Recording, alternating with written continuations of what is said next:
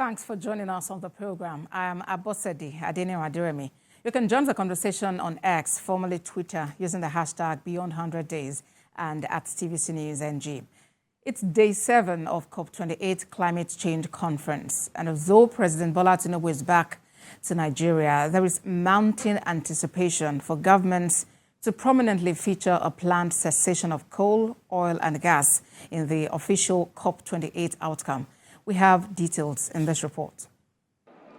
As the UN climate talks unfold in Dubai, there is mounting anticipation for governments to prominently feature a planned cessation of coal, oil and gas in the official COP28 outcome. This comes as a recent report suggests science and equity-driven timelines for nations to cease coal, oil and gas extraction, aiming to restrict global warming to 1.5 degrees centigrade. The report emphasizes the crucial role of international assistance, particularly in economically challenged countries. To achieve this target and facilitate a fair worldwide transition from fossil fuels, the report underscores the imperative that no nation should develop new fossil fuel extraction infrastructure. Meanwhile, the UN climate chief says there is a need for COP to deliver a bullet train to speed up climate action. He stated this while giving an address. Now, all governments must give their negotiators clear marching orders. We need highest ambition, not point scoring or lowest common denominator politics. Loss and damage was a win, but we're kidding ourselves if we think it's a tick in the box for finance and support at this COP. More is required. Yesterday, I had the Minister of State for the Environment, Isiaq Salako, on the program. He emphasized the commitment of the federal government to energy transition plan, as well as protection of the ocean. And today on the program, joining me is the Minister of Humanitarian Affairs and Poverty Alleviation, Dr. Betta Edu. Thanks so much for joining us on the program. Let's begin with the significance of your participation at COP28. I understand Dr. Edu would join us shortly. But if we may just talk about that conference, today is day 7 of that conference. And of course, the federal government of Nigeria led a delegation there, and that was led by President Bola Tinubu. We'll talk some more about this. Let's take a moment. When we come back, we will continue. Thanks for joining us and stay with us on the program. It's day 7 of COP28, and of course, Nigeria was represented there. The delegation was led by President Tinubu, and he returned to Nigeria on Tuesday after participating in that conference. And, of course, some visuals on the screen there, the arrival of President Bola Tinubu from Dubai, United Arab Emirates, where he participated in COP28. And in the course of that conference, several deals, Nigeria was able to strike several deals, and some of those we have been examining on the program, and we hope to talk some more about them today. And significantly also, President Tinubu did meet with King Charles III of England, and he expressed optimism that this was just a sign that there would be great reward coming from that conference. Yes, on some hand, there was some controversy about Nigeria's delegates to the conference. In total, there were about 1,411. But the federal government has come out to clarify that it only funded 422 of that figure officially for the conference. And some of the commitments made by countries at the very opening ceremony of that conference. We had countries pledge about $400 million for the loss and damage fund, and that is to go to countries that have been severely impacted by climate change. And Nigeria is working to ensure that it is able also to get something from that because, according to data, it is one of the 10 most vulnerable countries in the world to climate change. We'll get to talk some more about that. But in the meantime, let's bring you some reports from here in Nigeria. President Bola Tinubu has inaugurated the Renewed Hope Grant, a beacon of optimism for the poorest of the poor. And in a jubilant atmosphere that echoed hope and promise, thousands of residents in Kogi State shouted for joy.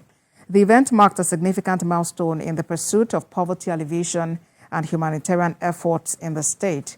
The Minister of Humanitarian Affairs and Poverty Alleviation, Betta Edu, emphasized the core principle that governance is fundamentally about reaching out to those in dire need, that's the poorest of the poor. She underscored the importance of touching lives and rewriting the narratives of those who have long grappled with the harsh realities of poverty. And one of the most remarkable aspects of the event was the tangible impact experienced by beneficiaries right at the venue. As a symbol of immediate relief, recipients of the Renewed Hope Grant received credit alerts, a direct and swift response to their pressing needs. The credit alert served as a lifeline for many, offering not only financial assistance, but also a renewed sense of dignity and optimism. I just want to use this great opportunity to thank our president, Tinubu. He has done so much for me. I have received a lot of 20,000. It has never happened in my life before. I use this medium to say I am grateful. And my family are happy because with this 20,000, it will go a long way in my life and the life of my family. I want to use this opportunity to thank His Excellency Bola Ahmed Tinubu and our state governor, Governor Alhaji Yahya Adoza Bello, and Honorable Minister for Humanitarian Affairs, Dr. Betta Edu. In fact, they have done a very wonderful job. I have nothing to say than to say we thank God, and God will continue to elevate them more. I had as a rumor, but today it has come to reality. I want to use this opportunity to extend my appreciation to President Ahmed Bola Tinubu, to the Dr. Betta, which is the Minister for Humanitarian and Poverty Alleviation. I want to still thank the Governor of my Governor of Kogi State, Governor Naira. I just want to pray for them. May God bless them more. May they continue to do more for us. Nigeria's Minister of Humanitarian Affairs and Poverty Alleviation, Dr. Betta Edu, joins me on the program now. Thank you for joining us today, Dr. Edu. We'll get to talk about the Renewed Hope Grant in just a moment, but let's begin with COP28. It's good to note that you kept on informing people about what was going on, tweeting about, some of the deals that Nigeria signed. And one of them you spoke about was meeting with the Secretary General of the UAE Red Crescent and that deal to set up humanitarian regional hubs in Nigeria. Talk to us some more about that. How will it work?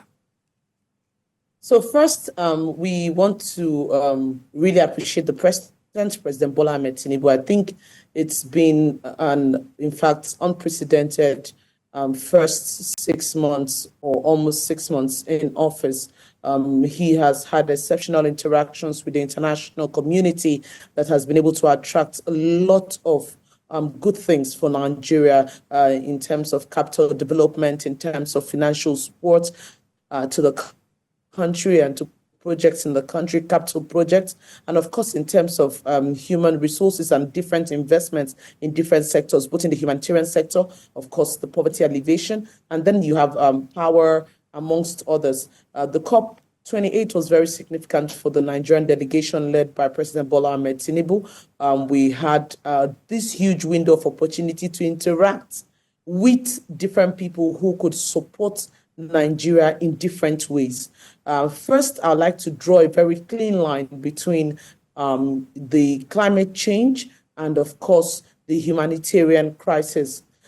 We very well know the number of people affected by humanitarian crisis in the country is almost within the window of 16 million people directly affected by humanitarian crisis. Most of these crises are caused by climate change-induced natural disasters. For instance, we have things like the flooding that we see in Nigeria so often. This is also one of the things, the dead heads that come out from climate change. And that's why we were at COP28 with the president to interact with different players, both private and public, to see what we can do to support Nigeria and the fundings we can attract.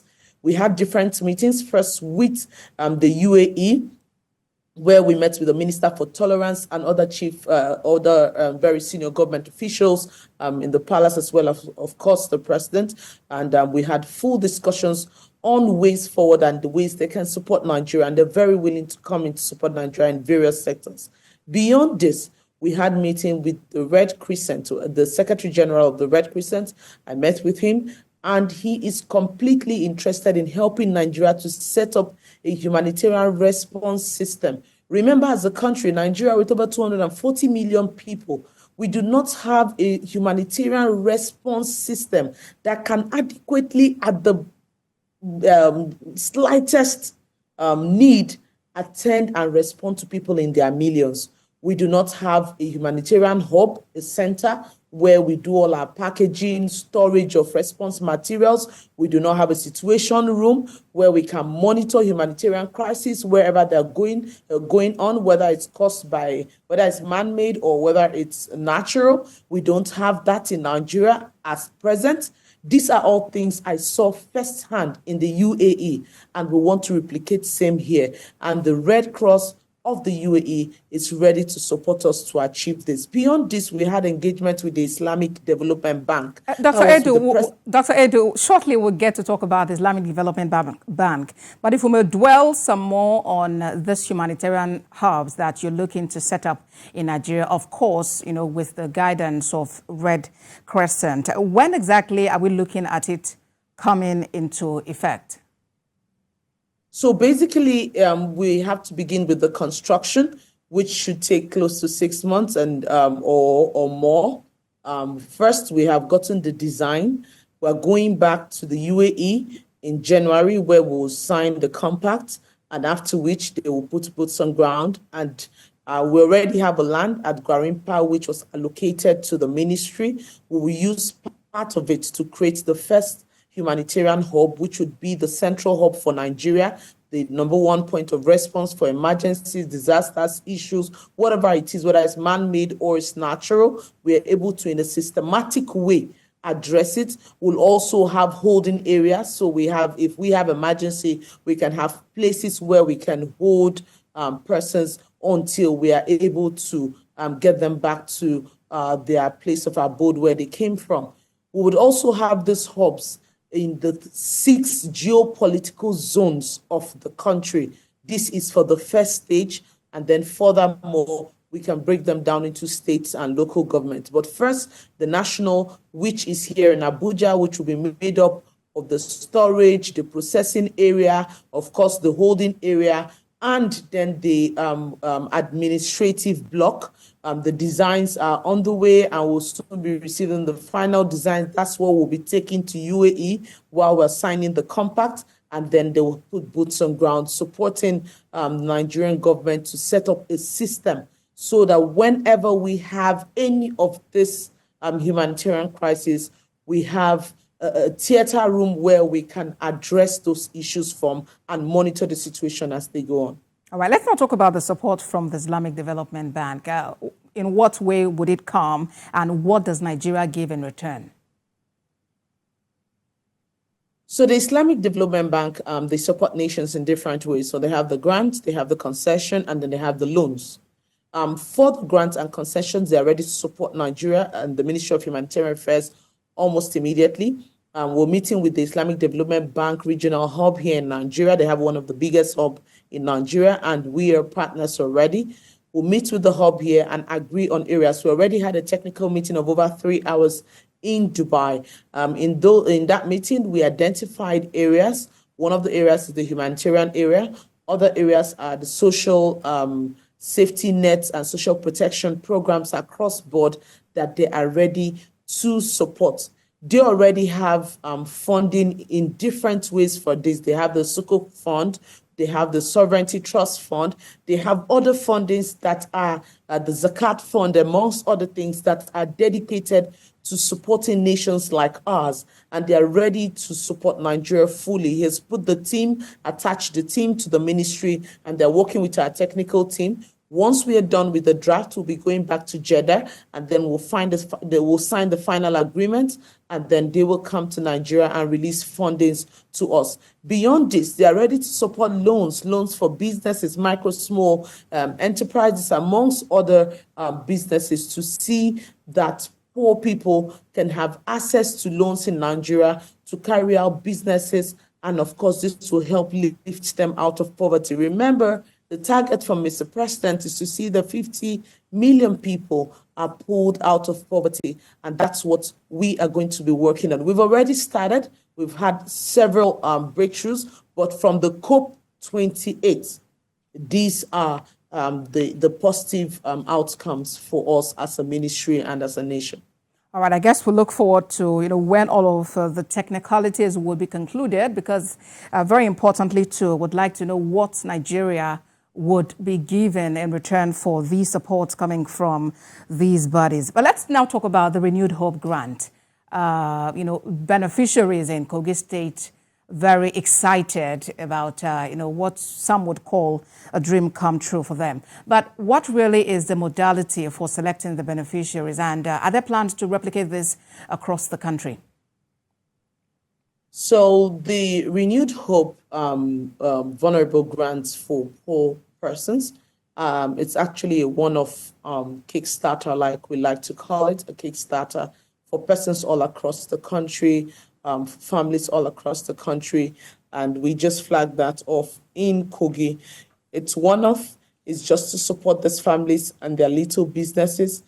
These people were actually selected from communities where we have poor people. So we look for flashpoints where there is inherent, very palpable poverty, and then we select the beneficiaries from these areas and we intervene. Remember, we have blanket programs like the conditional cash transfer that cuts across board, both in the urban areas, suburban, or semi-urban, and then, of course, the rural areas. And this is to cover 15 million households for 3 times. However, this is different. This is different from what we have. And for this one, it's intended to see that those flashpoints where we have challenges, we can quickly intervene and see results almost immediately. All right, then. I would quickly take a pause and, we'll take the story and then later I'll get a reaction to it. And it's about you, Dr. Betta Edu, raising the alert on a fake news item in the media and public spaces alleging 25 billion naira purportedly meant for the retired military pensioners from the conditional cash transfer funds being given to the Minister of Defense, Mohammed Abubakar. Well, Dr. Edu advised the public to disregard the report as it is not only fake, but a deliberate, malicious attempt by mischief makers to tarnish the image and integrity of the minister. According to the minister, at no time did she give or contemplate giving funds meant for the pensioners of the retired military personnel of the Nigerian Armed Forces to ministers or ministries.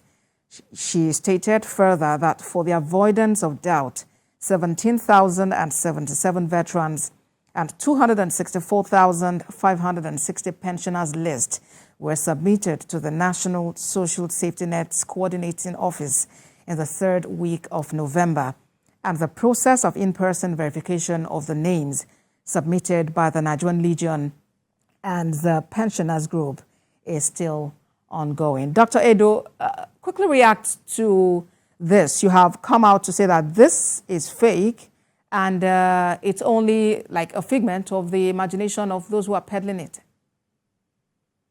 So sometimes really, I think I'm basically a little above 100 days old in office, and we've had to deal with too many false information going out into the social media and into the media space.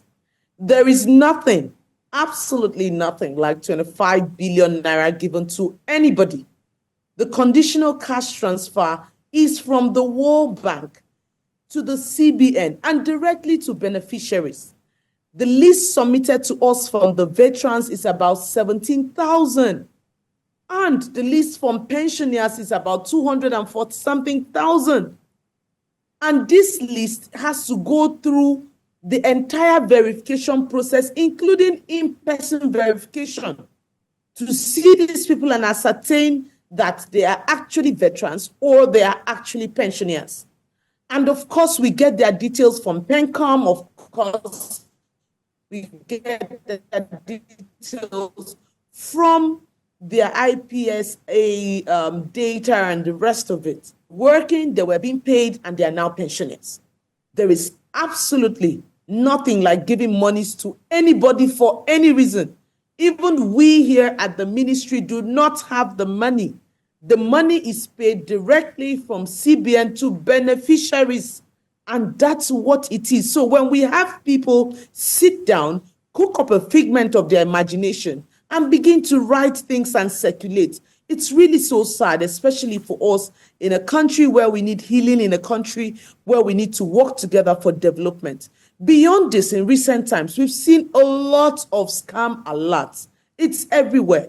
People create websites, people create WhatsApp group, and they just keep circulating things. This is the template, this is this, fill it, pay 50 naira, pay 10 naira, and then you pay 500 naira, pay 1,000 naira, and you gain access transfer or this.